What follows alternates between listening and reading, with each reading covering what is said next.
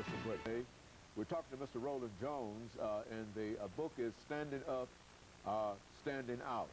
And Mr. Jones, during this last segment, I think what we'd like to do is to have you to sort of counsel in a real sense, or to motivate in a real sense some of our young males, African-American males specifically, because I think, as you know, in the state of Tennessee itself, that they are really hurting in terms of employment and opportunities and et cetera.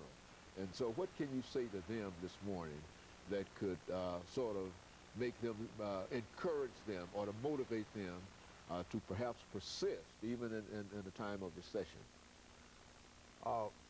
First of all, Dr. Haney, I think it is important for young people to know and for all of us to know and understand and buy into the concept that life is an exchange of services, as we may mention earlier. Okay, in order to take the advantage of opportunities, we must buy into that, understand that in order to be successful, we got to give service. Now, personally, I'm grateful for every opportunity to serve because I think it's an honor. It's that commitment to serve is the most important commitment a person can make through all times, tough times and good times, because the cream always rises to the top. And the cream rises to the top by us continuously doing our best. And one of the habits of success, as William James says, successful people form habits of doing things that unsuccessful people don't like to do. And I always love to say that to our young people. And I want to repeat that today because if some young people are listening, and you say African-American males are listening, just remember that successful people form habits of doing things that unsuccessful people don't like to do. Now, what are some of those things? Giving service. You know, think about serving rather than being served. That's right. That's a Christ-like attitude. That's exactly what it is, being Christ-like. And you know, enthusiasm.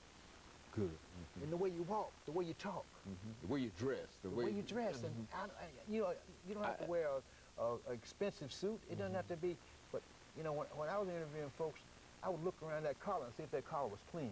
I didn't care if just since what there was one was clean. If it was worn a little bit, that's okay. You don't impress anybody by going out and buying a new suit or buying new clothes or something. What you got on is clean because it's all about using what you got to get what you want. And I think we don't use all we've got because we are focused on what we can get, not what we can give. When you're seeking opportunities to serve, you serve for nothing. But as a result of serving for nothing, you ended up, you know, making a career out of things that you enjoy doing. You end up being compensated very well. You know, I look at some of the most successful people in the world. They'll do what they're doing for nothing because they enjoy it. They enjoy doing it. Right, and as a result of that, they are successful. And one of the things that I think many of us get money and success all mixed up. Go on, You know, money is not success. Money can be the reward of success. Success is measured by the service we give. As George Washington Carver say, you know, none of those things matter. It's all about the service we give to mankind. And if we seek ways to serve, and it may be as simple as opening the door for somebody, you know, or giving somebody a nickel if they're short. It may be just as simple as if I can see some paper on the ground somewhere, I'll pick it up and put it in the trash can. That's serving, and it's an attitude. They call it the right mental attitude. Ray Kroc, the founder of McDonald's Corporation, would say that you've got the right mental attitude about anything. You can do it, you can do it well, and you can enjoy doing it. And you can because it's all the way we think. You know, if we think we don't have anything, we not gonna have anything. You know, if we think that there's a lousy job there, that job is below us. You know, you're not gonna get an opportunity to get a job that you think you deserve. So we get what we deserve by serving, and I think all of our young people should really look at seeking opportunities to serve.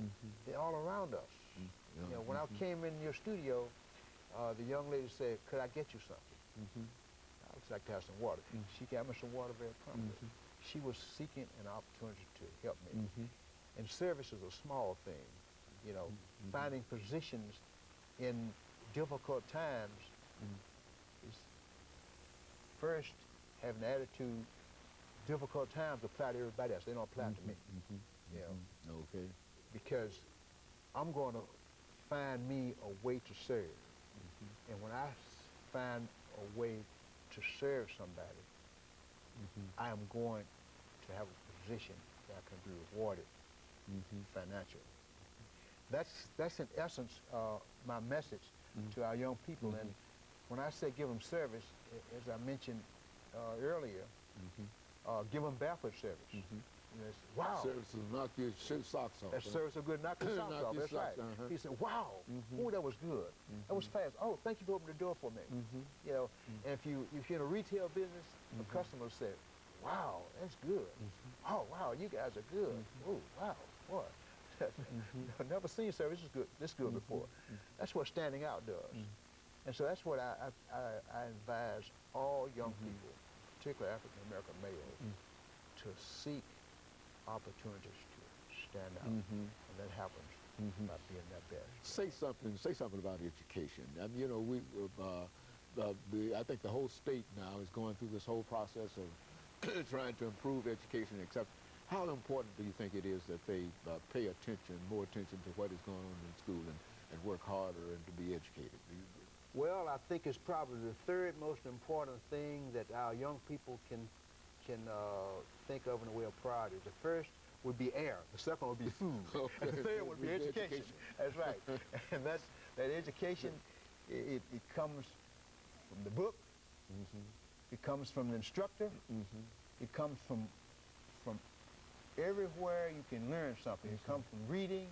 It comes from looking at educational programs. But there is absolutely no opportunity at all for anybody that don't get educated. And education is becoming more important now than ever before. I mean, you can't work in the mills anymore because technology is moving things so fast until whatever manual job you have is going to be gone. You know, I remember when I first went into McDonald's, you know, almost anybody could work there. But now, you know, everything is high tech. I mean, you got to have a level of education in order to just be a counter person at McDonald's. You know, and in order to advance more, you got to have more education and making sure that the education not just an indoctrination. You know, it's not about just passing the test. Okay, good. It's about everything that leads up to the test. Because cramming for exam and you can get A's, that doesn't mean a thing. But when you do your best, you're going to get a real education because it stimulates your creativity. It stimulates your thought process. It helps you ask the right questions. It helps you associate with the right people. It helps you identify people who are already where you want to be, or people who have been where you want to be. But you got to be educated in order to determine what you want to do. You need to be educated to even find a job, know how to find a job. Okay. And there's nothing more important. And the reason I say that is that you know, we deal with so many people, so many young people, and some of them seem to lack basic kind of things that you would ordinarily pick up in any kind of elementary kind of situation, and they are entirely uninformed, you see, and I believe that unless they become informed, they you know, it's just going to be very, like you say, it's the third most important thing that we do. That's the food and you get informed, you read, you ask questions, you hang with the right people, and you know, in getting a job, you don't get a job with your pants hanging all down and showing your underwear.